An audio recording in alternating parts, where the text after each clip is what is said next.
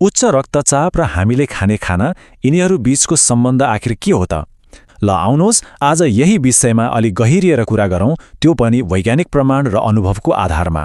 एकजना बिरामीले भन्नुभएछ, डाक्टर साहब हिजो खसीको मासु खाएको, आज त प्रेसर वात्तै बढ्यो। आउनुहोस् यही खसीको मासुको रहस्य सुल्झाउँदै खाना र रक्तचाप बीचको यो जुन गहिरो सम्बन्ध छ त्यसलाई बुझ्ने कोसिस गरौँ। अनुसन्धानबाट एउटा रमाइलो कुरा बाहिर आयो। खासमा समस्या त मासुमा होइन रहेछ। असली कारण त त्यो मासु पकाउँदा हालिने थरीथरीका मसला र सबैभन्दा महत्त्वपूर्ण नुन पो रहेछ। सोच्नुस् त, सामान्यतया तरकारीमा भन्दा मासुमा अलि कडा गरेर नुन हालिन्छ। हो, त्यही बढी नुनले गर्दा शरीरमा सोडियमको मात्रा एक्कासी बढ्छ र कसैको रक्तचाप पनि वात्तै बढ्न जान्छ। हो, यसले हामीलाई हाम्रो कथाको मुख्य खलनायकसम्म पुर्याउँछ, र त्यो हो लुकेको नुन।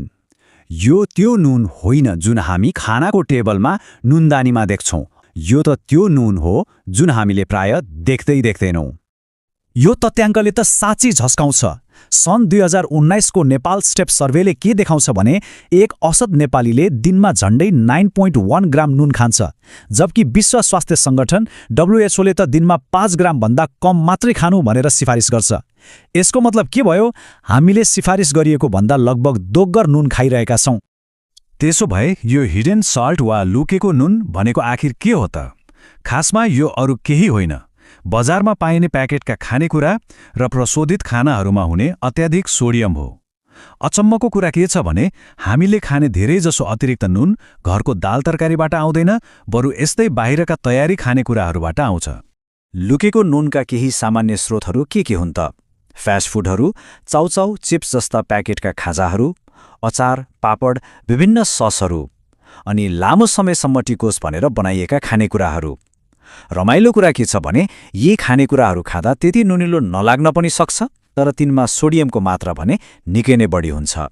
अब उच्च रक्तचाप भयो भनेर पत्ता लाग्ने बित्तिकै धेरैलाई के लाग्छ भने ल अब जिन्दगीभर खल्लो र बेस्वादिलो खाना खानुपर्ने भयो।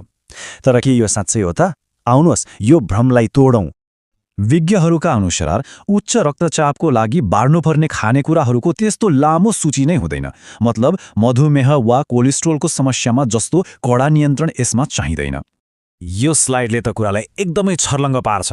हेर्नुस् त, एउटा सामान्य स्वस्थ व्यक्तिको लागि सिफारिस गरिने खाना जसमा कम नुन, कम चिल्लो र कम गुलियो हुन्छ, र उच्च रक्तचाप नियन्त्रण गर्नका लागि सिफारिस गरिने खाना, यी दुईमा खासै भिन्नता नै छैन। सारमा भन्नुपर्दा दुवै एउटै हो। तर यहाँ एउटा एकदमै महत्त्वपूर्ण चेतावनी छ। नुन कम गर्नु भनेको पुरै बन्द गर्नु चाहिँ होइन है। शरीरमा नुनको मात्रा चाहिने भन्दा धेरै नै कम भयो भने हाइपोनेट्रियमिया भन्ने गम्भीर अवस्था आउन सक्छ, जसले गर्दा मानिस बेहोस हुने वा ज्यानै जाने खतरा पनि हुन्छ। त्यसैले सन्तुलन, ब्यालेन्स नै सबभन्दा महत्त्वपूर्ण कुरा हो। ल अब के नखाने भन्ने कुराबाट अघि बढेर के खाने त भन्ने सकारात्मक र प्रभावकारी योजनातर्फ लागौँ। उच्च रक्तचापका लागि सबैभन्दा बढी अनुसन्धान भएको र प्रमाणित मानिएको डाइट प्लान हो ड्यास डाइट।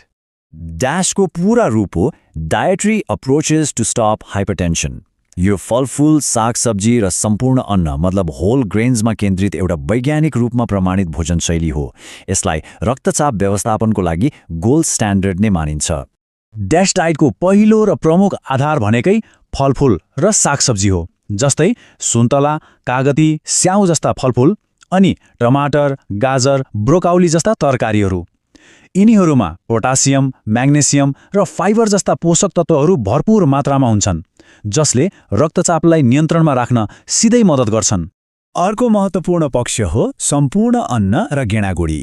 मतलब प्रशोधित अन्न भन्दा मकै, कोदो, फापड, गहुँ जस्ता सिङ्गो अन्न र सबै प्रकारका गेडागुडीलाई प्राथमिकता दिनु यो डाइटको मुख्य विशेषता हो। अब प्रोटिनको कुरा गरौँ। ड्यास डाइटले माछा र कुखुराको मासु त्यो पनि ठिक्क मात्रामा खान सिफारिस गर्छ। साथै कम चिल्लो वा चिल्लो नभएको दूध र दही पनि खान सकिन्छ। तर रातो मासु र घिउ जस्ता स्याचुरेटेड फ्याट भएका कुराहरूलाई भने सकेसम्म कम गर्नुपर्छ। र यहाँ देखिन्छ ड्यास डाइट कति शक्तिशाली छ भनेर।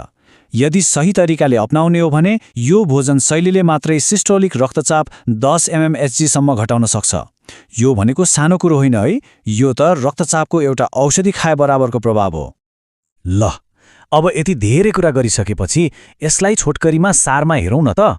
आजको छलफलबाट हामीले सिक्नुपर्ने मुख्य सन्देश के हो त? त्यसो भए अब के गर्ने त? मुख्य 3 कुरामा ध्यान दिउँ। पहिलो, प्रशोधित खानेकुराहरूमा लुकेको नुनलाई खोज्ने र त्यसलाई घटाउने कोसिस गर्ने। दोस्रो, धेरैभन्दा धेरै फलफूल, सागसब्जी र सिङ्गो अन्न खाएर ड्यास डाइटलाई आफ्नो जीवनशैलीको हिस्सा बनाउने। र तेस्रो, नुनलाई पुरै बन्द गर्ने गल्ती कहिल्यै नगर्ने, बरु सन्तुलन कायम राख्ने। र अन्त्यमा एउटा प्रश्नमा विचार गरौँ। आफ्नो दैनिक खानाको तालिकालाई एकपटक सम्झिँदा त्यसमा लुकेको नुन कहाँ होला? हो, यही सानो सोचले नै स्वास्थ्यकर जीवनतर्फको ठूलो परिवर्तनको सुरुवात गर्न सक्छ।